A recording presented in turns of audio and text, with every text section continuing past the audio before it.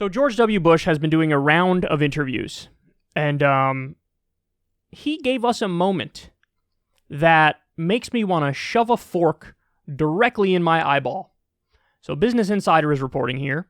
Former President George W. Bush said he's concerned by the spread of misinformation online.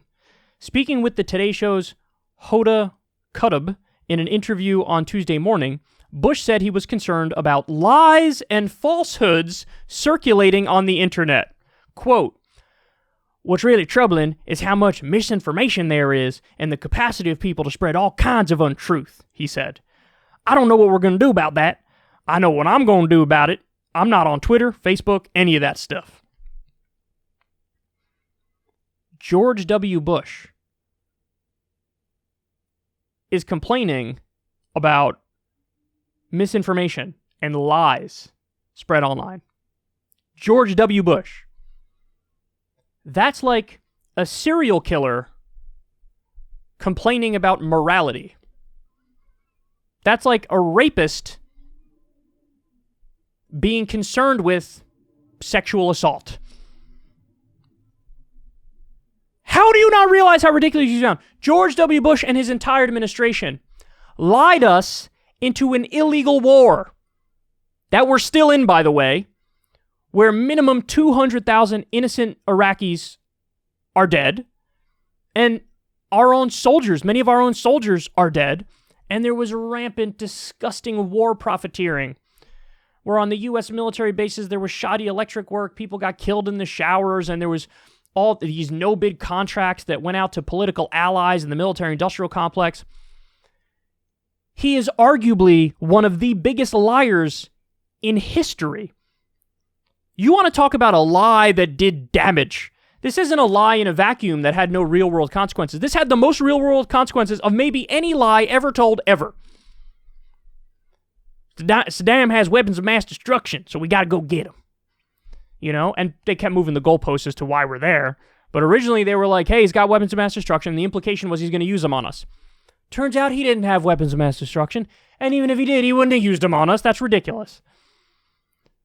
He lied us into an illegal war. And he's like, you know, I don't really like lies. I don't like liars.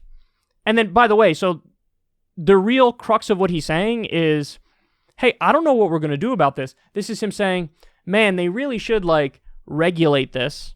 They really should, like, censor and deplatform and ban things I don't like. That's what he's saying.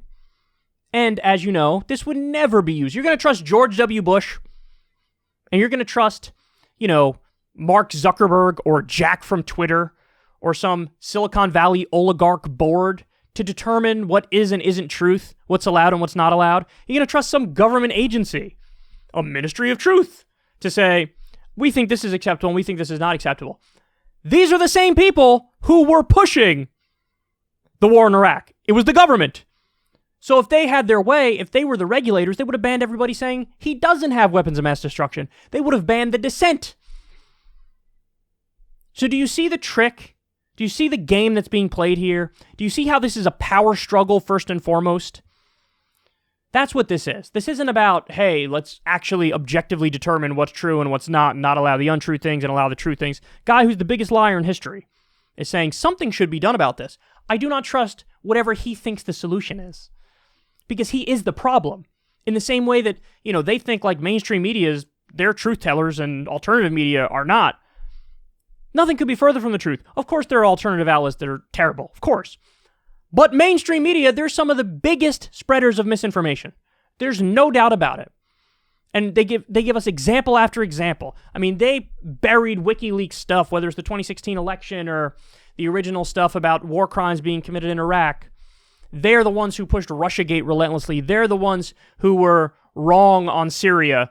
I mean, it's ridiculous that we're even having this conversation. And George W. Bush is the one who's out there like, something should be done about this. Lies are bad. Yeah, lies are really bad. And yours was maybe the worst one in history. This guy's lucky he's not in The Hague, because he's a war criminal. And honestly, he belongs there.